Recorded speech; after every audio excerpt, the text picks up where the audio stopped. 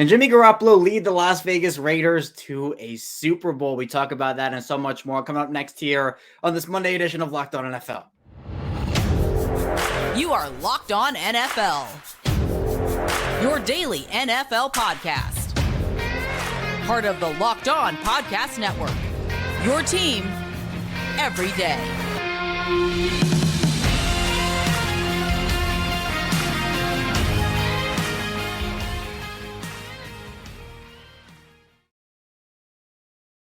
Welcome into another edition of the Locked On NFL podcast, your daily NFL podcast. I'm your host, Kevin Oestreicher of the Locked On Podcast Network, your team every single day. Also the host over at Locked On Ravens. Thank you so much for making Locked On NFL your first listen each and every day. We're free and available all podcasting platforms, including over in video form on YouTube. It's the same show, both in audio form and in video form. Today's episode of Locked On NFL is brought to you by LinkedIn. LinkedIn Jobs helps you find the qualified candidates you want to talk to faster. Post your job for free at linkedin.com/LockedOnNFL. That's linkedin.com/LockedOnNFL to post your job for free. Terms and conditions apply. And we're at training camp. We're finally here at training camp, right? We've waited for so long. Football seems like it happened so long ago, but we're getting closer to the regular season. We have a lot to dive into today. We'll first be talking with your boy Q of Locked On Raiders about who this Las Vegas Raiders team actually is, and if Jimmy Garoppolo can actually lead them to a Super Bowl. Then in the second part of the show, we'll stick with the AFC West, talk with Chris Clark of Locked On Chiefs with the latest on the Chris Jones situation,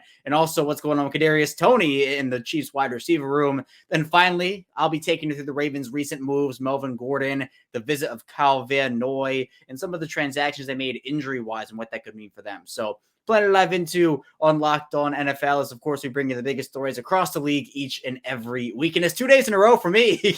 Got me on Friday with Lauren Cox of Locked On Bears. If you haven't checked that episode out, highly recommend, and here today on Monday. But without any further ado, let's now get into our conversation with your boy Q of Locked On Raiders.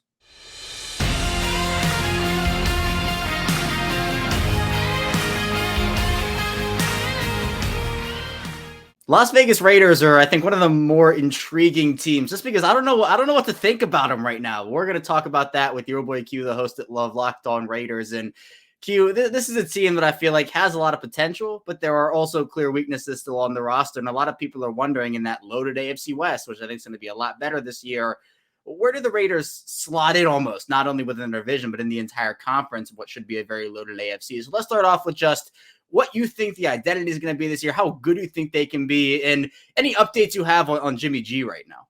Well, I mean, there's a lot of questions, right, when it comes to this Raiders team. And it's funny, this is like the first year that I really haven't had a good sense of what I think they're going to be, right? When people ask me, well, Q, what do you think they're going to do this year? I'm like, well, I really don't know, right? I mean, and I hate to give that answer to people, but I feel like that they could be as bad as like a 5-win team. I also think they could be as good as a 10-win team. And that's a huge window, right? Normally it'd be like, 7-9, 9-10, 8-10, whatever. And that feels reasonable. But 5-10 is like all over the place. Like what the hell are you talking about? Like that's, and so it's just because there's so many questions. So you asked about Jimmy G. Let's start there. We found out on Sunday that he passed his physical, so he's good to go. The veterans report on the 25th, the first day of practice on the 26th. Everything that we had been told was that he was going to be good for the beginning of training camp. Now it sounds like it's official that he really will be, so that's good. But he hasn't had any time on the grass, during OTAs or mandatory minicamp with, his new weapons and his offensive line and the running backs that are there. I mean, he hasn't had any of that time yet. He's only had classroom time, which is, something, but it's not everything. But now, okay, he's out there for the start of training camp. Great. There's always going to be a question of how healthy is he going to be? Is he going to stay healthy throughout the whole course of the season? I mean, I could say, yeah, but he's only done that once in his career. So then I feel like I'm being foolish if I just assume that he's going to be healthy for all 17 games. So that's the big question. I think this Raiders offense could be really good, really explosive, because he's really good in the red zone where the Raiders have struggled the most. But it's going to have him out there. Like Brian Hoyer is not going to be the guy that's going to get it done. Aiden O'Connell, the fourth round pick out of Purdue, he's not going to get it done. And Chase Garber is the undrafted free agent from Cal a season ago. He's not going to get it done either. So it's basically this offense for the Raiders is going to come and go as Jimmy G does. Right. I know Jimmy G is not like a top 5 quarterback, but there is a steep drop off between him and Brian Hoyer and the next guys on that roster. It is steep, but I'm going to ask you a question, Q. There are 2 thresholds. I think one is much higher than the other. Do you think that Jimmy G can be the guy to lead the Raiders, one, to a playoff berth, Or two, maybe it's like a dark horse Super Bowl. Like, can he lead them to a Super Bowl? Or do you think that's not at his pay grade right now? Well, it's not that I don't think that he's capable, because we've seen him in the Super Bowl, right? We've seen him in the Super Bowl with the 49ers. Now they lost to Kansas City, and they had a strong defense and a hell of a run game. But, I mean, he was the quarterback for that team. So, I mean, I could see him being a guy that can play with the Raiders in the Super Bowl. But the Raiders defense would have to be outstanding. And, everything would have to come together. And, they have a really tough schedule this season. I don't see them as a team like that. I think you got to take baby steps, and that's just me being honest. And since they consistently have not been in the playoffs, I mean, they went to the playoffs in 2021, and that was kind of lucky, but whatever, you'll take it. And then before that, 2016. And then before that, the Super Bowl that they lost against John Gruden in Tampa Bay. I mean, that was, like, that's it. So this team needs to figure out how to get consistently into the playoffs before they start worrying about the Super Bowl. But a healthy Jimmy G, I think, can go a long way. His leadership, his skill set, his knowledge of the offense, but he's going to have to be, helped. That team around him is going to have to be good. He's not one of these quarterbacks that's going to just put the team on his back and just lead them to the Super Bowl. He's going to have a complete team effort. So the defense, not just Max Crosby, the defense and, the rest of the team is going to have to step up in a major way as well. Right. I'm excited to ask you about the defense in a couple of questions, but I want to talk about Josh Jacobs a little bit. Obviously, we know what happened at the franchise tag deadline. No long-term deal for him. You and I have talked throughout the offseason, Q, and we've both said, Josh Jacobs has earned a long-term extension. The year he had last year was incredible. What's kind of the latest on what you've heard with Josh Jacobs and what his situation is heading into training camp and what it could be heading into the regular season? Everything I've heard is he's going to report probably about a week or two before training camp's over, just to get ramped up for the regular season. He's not going to be there on Wednesday when they have the first day of practice. He hasn't signed his franchise tag, so he's not going to get fined. At some point he's going to sign it and he'll show up and he'll play. There's no way he's going to pass up $10 million. Now, I mean, something can go different, and maybe these running backs that are having these Zoom meetings, maybe all of a sudden they band together and they come up with something creative, but him sacrificing $10 million, we saw how that worked for Le'Veon Bell. It didn't. So I think that Josh Jacobs will definitely do it. Like I said, everything that I've been told, he'll be there and available at that point, and that's what the Raiders are expecting him as well. But he's really good. And, we just talked about, I spent a lot of time talking about Jimmy G needs a strong team around him. Jimmy G needs Josh Jacobs, right? I mean, they have other running backs. Amir White, they drafted him last year. Britton Brown, they drafted him last year. Brandon Bolden's there. Amir Abdullah's there.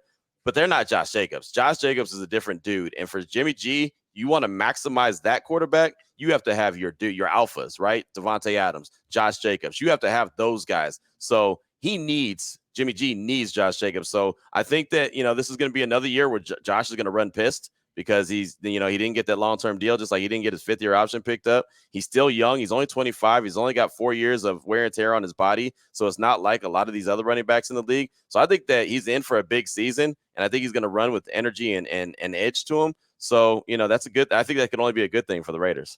Yeah, they do have a lot of pieces over there in the Las Vegas offense, but on the defense, I know, Q, it's a different story in terms of they need a big year. You talked about Max Crosby, some of the players there. Apparently Marcus Peters is coming in for a visit, former Raven cornerback who's been looking for a new home. It's kind of been teased throughout the offseason that, hey, maybe this could be a fit for Marcus Peters, obviously an Oakland native, so a little Raider connection here and there. But how much would Peters help at this stage in his career, this Raiders defense? I think he'll help a lot. The Raiders are terrible at creating turnovers. I mean, let's just call it what it is. They had 6 interceptions last year, right? And 2 of them were from their safety, Deron Harmon, not on the team right now. 2 were from linebacker Denzel Perryman, not on the team. He's in Houston, right? And then, there was 2 more by Amik Robertson, who's on the team and is going to have to fight to make the roster coming out of training camp. They don't create turnovers. They just don't. They're terrible at that. And the one thing, as you very well know, that's what Marcus Peters does. And I know that his play has declined a little bit. Obviously, you got the torn ACL, so he missed the 1 season, but I think he had 1 interception last year. So, I mean, he's a guy that at least looks for the ball. He's a guy that his instincts are to go get the ball. And I think that that's going to go a long way. I do believe the Raiders will sign him. This is the 2nd visit that he's had with the team. So I think this was just more of a, dotting the I's and crossing the T's on the contract and calling it a day and fit him for his jersey. I think I really honestly believe it's that cut and dry. Like, it's a done deal. But I think it'll help. But I also think it's going to help in camp for competition.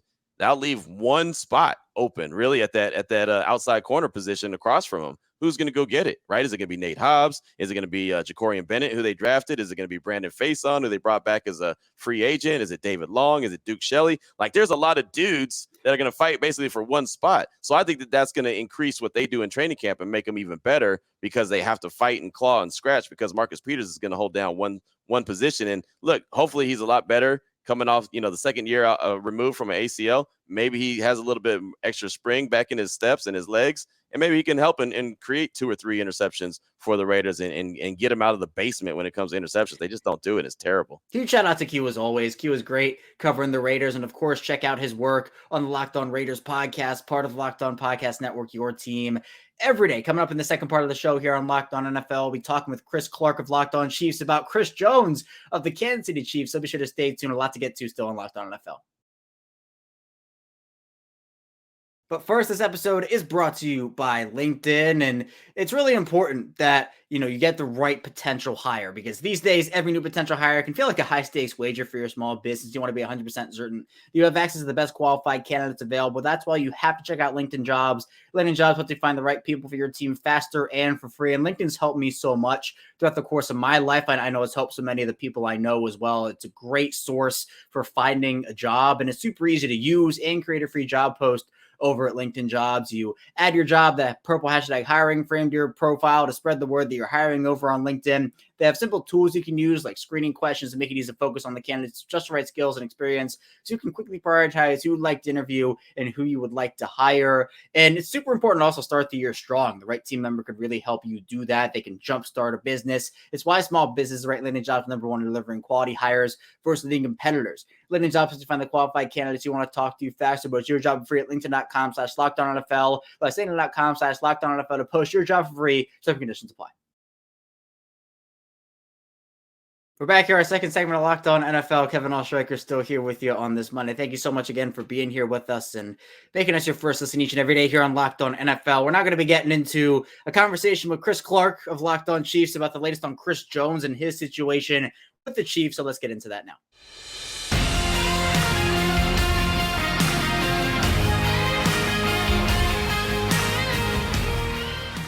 Well, there is a little bit of drama with the Kansas City Chiefs and Chris Jones right now. And here to talk about that with us is another Chris, and Chris Clark, one of the hosts at Locked On Chiefs. And Chris, we know how important Chris Jones is to the Kansas City defense, one of the top interior defensive linemen, top defensive players, honestly, in the NFL. But the contract situation has been something that's been brewing for a little bit. Now we get this, that he's not there for the start of training camp. What's kind of the latest on Chris Jones right now, and kind of what's your senses of the situation?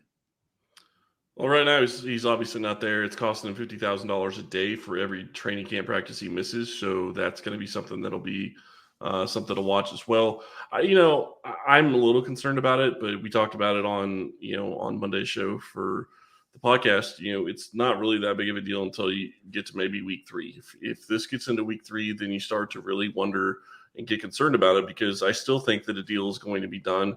It's just a question as to how much he's wanting. And really, the bigger question is it APY? Is it guaranteed money? Is it both? APY is easy to fix. Guaranteed money is a little bit different, so something to watch there. Yeah, there are a bunch of different factors that could be contributing to it. But, Chris, let's say it is a little of both, a little APY, a little guaranteed money.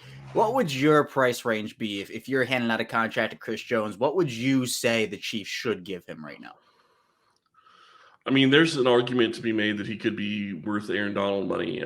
I mean, Aaron Donald is the best DT in the league, and Chris Jones outplayed him by a long shot last year. So there's an argument to be made that he should be around that $30 million number. I don't think that's what he's asking for. I personally would think it should be maybe 26, 27, which gives him a lot more than what Quinton Williams got and all the other DTs got, and it shows that he is on a tier of his own. Donald's contract, I think, is kind of hamstringing the Rams right now, and they're going to be struggling with that contract for a couple more years.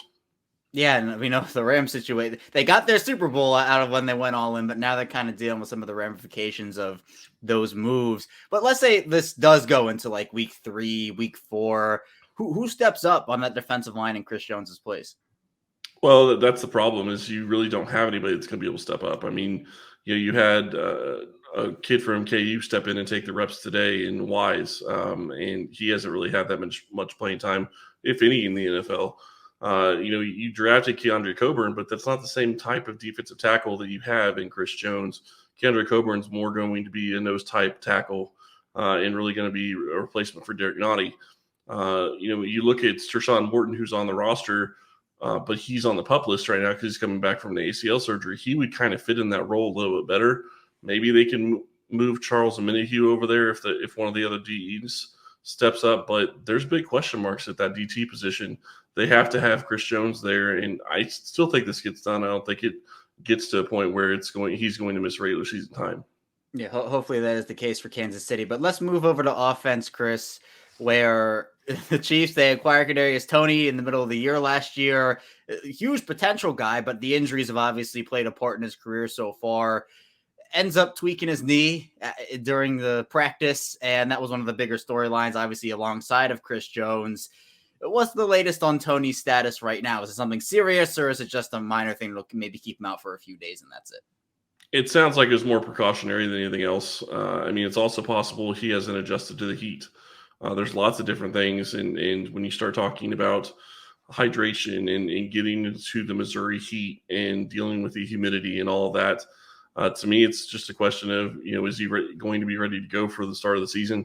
It is concerning because this happened in a catching punts drill.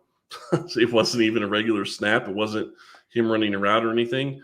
And the other part of it that's interesting is it's his knee. It's not a hamstring, which is usually what he strains. So that's a good sign in a way, but it does sound like it's just a tweak and they're being precautionary with it and not going to risk anything at this point, which is the way it should be done. But it's still aggravating that somebody with that much potential, before he even gets an actual snap in training camp, is already done for the day. Yeah, that is tough. And I know, especially with how the injuries, you mentioned the hamstring stuff with him, it's been a huge part of his career. But, let's say Toney does have to miss a couple of regular season games. We've talked about how the Chiefs have lost Juju Smith-Schuster, him now being in New England. They're putting a lot of trust, it seems, in Kadarius Toney. DeAndre Hopkins is now in Tennessee. Who kind of steps up if Toney has to miss some time in that room? You got to look at the next man up, which is probably going to be, Sky Moore, Richie James, those types of guys. You're not really going to be looking at, MVS is mainly an extra type of wide receiver. He's not going to step into that role. It's not something that fits a skill set. So you're going to be looking at guys that can really step in and be that type of receiver, which, like I said, is going to be a guy like Richie James, who looked good at times during camp today. So, that's a plus for him, and then gives Kansas City another look at him. Sky Moore is also going to be a guy. It's not going to be the same as having Toney out there, but nobody is going to be Toney out there. But he can do some of the same things and can kind of give you some of the same looks that Toney can at times. So I think it's going to be those two guys. And then, the big question is if they think Toney's going to be injured, do they maybe have to feel like they keep seven?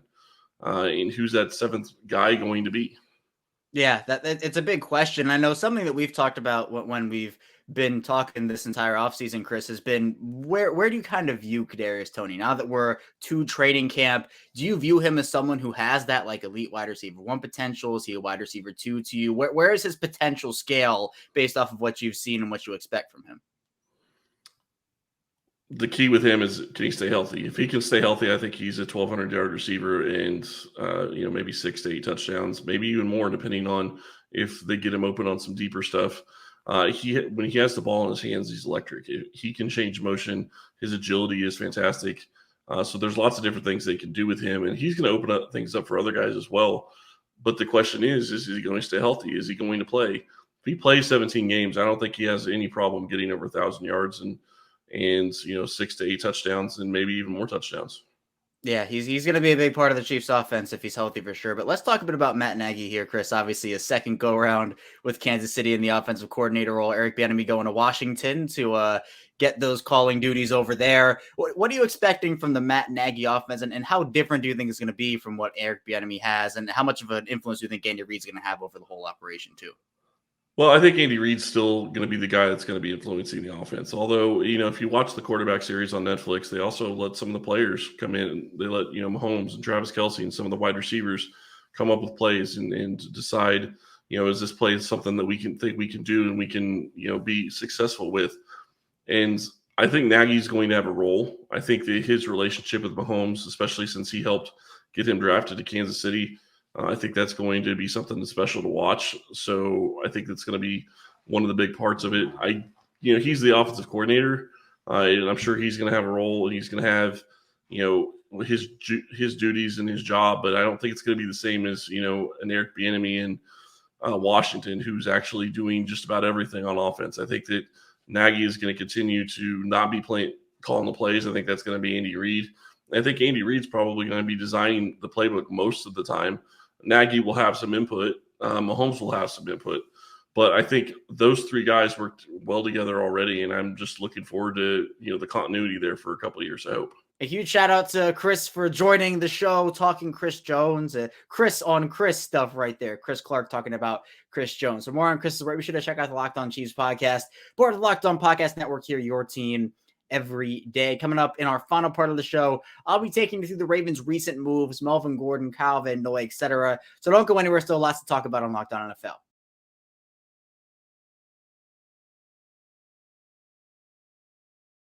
We're back here, our final segment of Locked On NFL Monday edition. Kevin Oestreicher, of course, still here with you. And since I'm the host of Locked On Ravens, I, of course, will be taking you through the Ravens' recent moves. And it wasn't really how I expected my Friday to go. Obviously, I recorded the Friday NFL show with Lauren, and that was great. If you, again, haven't checked that out, highly recommend you go back and listen to Friday's Locked On NFL. But then the Ravens, right as Lauren and I were about to record, the Ravens signed Melvin Gordon. It was announced they signed Melvin Gordon. I was like, okay, was not expecting this on this Friday. And then maybe 10 or 15 minutes after that, maybe it was 30, it was reported that the Ravens were also visiting with Kyle Van Noy, the linebacker. So it was a busy Friday for the Ravens. And in terms of signing Melvin Gordon, it's a move that I'm not super excited about. Now, if you were talking like college Wisconsin Melvin Gordon, that was my guy. Melvin Gordon was absolutely 100% my guy in that draft, because that was the Todd Gurley draft, right? It was Todd Gurley, Melvin Gordon. Those were the guys in that draft that I loved. And obviously Gurley had a great career, but the injuries slowed him down. Melvin Gordon's also dealt with injuries and also some fumbling issues too. Actually, I went on StatMuse, and I didn't know StatMuse actually, you have to pay like $20 a month to get like all the stats there. But based off what I could piece together, non-quarterbacks, we'll take out other quarterbacks. Since 2015, Melvin Gordon has the most fumbles in the NFL. I believe that number is 26 fumbles since 2015. That leads all non-quarterbacks. Now, John Harbaugh goes crazy for mistakes like that, not in a good way. He's someone who, John Harbaugh has a doghouse that is very well known here in Baltimore. He's had that over the years as his tenure as the head coach of the team. It's not easy to get out of there, and usually it doesn't take too much to get you in it. So this is a move that, with the Ravens already having J.K. Dobbins, already having Gus Edwards, I don't really think this means too much. Now, another move the Ravens made on Friday was they placed 7 players on different injury lists, 5 guys on the PUP list. They placed Rashad Bateman on the did not report list. Now that actually on Sunday, yesterday, the Ravens actually took him off of that list, Rashad Bateman. So luckily it seems like everything is okay in that regard. Now we'll see how the injury plays out. They had the Liz Frank, the screws, the foot injury where the screws were in. Now they're out. They dealt with some pain, got the cortisone shot. But Dobbins was placed on the PUP list, the physically unable to perform list. That is, coming off of the knee injury in 2021, wasn't just the ACL, opened up about it, how it was multiple ligaments in that knee. Very tough for him to come back from. Had to have the cleanup surgery in the middle of the 2022 season. There was a lot with J.K. Dobbins that, it gives you a little bit of caution, because you want the knee to be 100%. You want him to feel comfortable and confident on the knee. And there's also the situation of the potential hold-in that J.K. Dobbins is undergoing right now, where apparently he is there, he is reported, but is he going to actually go on the field, or is it going to be another hold-in situation, or at least presumed, where during minicamp, presumably he was not happy about his contract situation and he held in during training camp. I think the Ravens kind of put out messaging that it was an injury, but we'll kind of see what the participation is. Dobbins obviously on the PUP list now, so we'll see what his timeline is. But I think people are somewhat concerned about Dobbins. I'm not there yet. To me, it's more of if he's not ready to go back in training camp full go by like the second preseason game, I don't expect Dobbins or a lot of the Ravens starters to even play in the preseason games, honestly. I think after what happened with Dobbins in that final game a couple of years ago in the preseason against Washington, they're not playing with fire like that anymore. So we'll see what happens with Dobbins, but Gordon is probably just a camp body. Maybe he makes it as the fourth running back if they keep four. Maybe he's a practice squad guy. Maybe that's what it is. Then the visit of Kyle Van Noy. This move I would like a lot more than I give Melvin Gordon's move like a C minus. I'd give Kyle Van Noy probably an A. That move would be incredible for the Ravens. Now, they were reportedly going to visit with DeJuan Smoot, the Jacksonville edge guy, but he actually went back to Jacksonville on Friday morning, so everybody was expecting, the Ravens will probably sign DeJuan Smoot, and then he goes back to Jacksonville, kind of like a 180 twist. Well, for Kyle Van Noy, it's funny, both DeJuan Smoot and Kyle Van Noy have the exact same number of sacks through the last 4 seasons, 22 and a half. Now, Van Noy has versatility, can play both inside and outside, and that's big. Now, not that the Ravens need inside linebacker depth. They have Roquan Smith, they have Patrick Queen. But at this point, they need edge guys. They need sack production. They've lost about 18 sacks from last year's team. Justin Houston, Calais Campbell, Jason Pierre-Paul. Now, when I say inside and outside, I don't mean inside defensive, like not an interior defensive lineman. DeJuan Smoot could have been that. DeJuan Smoot was inside outside in terms of being an interior defensive lineman and an edge rusher. Kyle Van Noy is inside outside based off what I just said, inside linebacker and outside linebacker.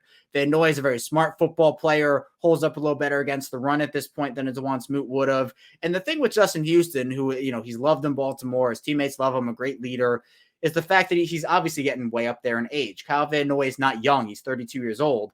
But you don't, I think, have to worry as much about managing Kyle Van Noy snaps as you would with a Justin Houston at that point in his career, where are you worried about playing him on, consecutive series? Is there a worry in Baltimore that you have to keep him kind of fresh until December and then you can really have him go all out?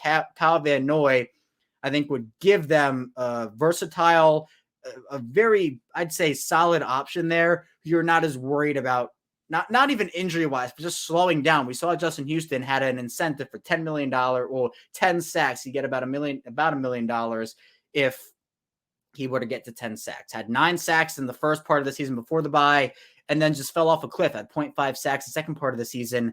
And that's what that was. So I think Baltimore, if this ends up being the guy that they sign, if Houston comes back, I wouldn't hate that at all. I like Justin Houston. Other guys out there include Jadeveon Clowney, Yannick Ngakoue. There's still an abundance of edge guys who could help the Ravens right now, but they just don't have a lot of proven depth behind Odafe Owe, David Ojabo, and Tyus Bowser. And Odafe Owe and David Ojabo are not proven. Tyus Bowser is the only proven guy, and he's not a go out there and get you 10 sacks type of player.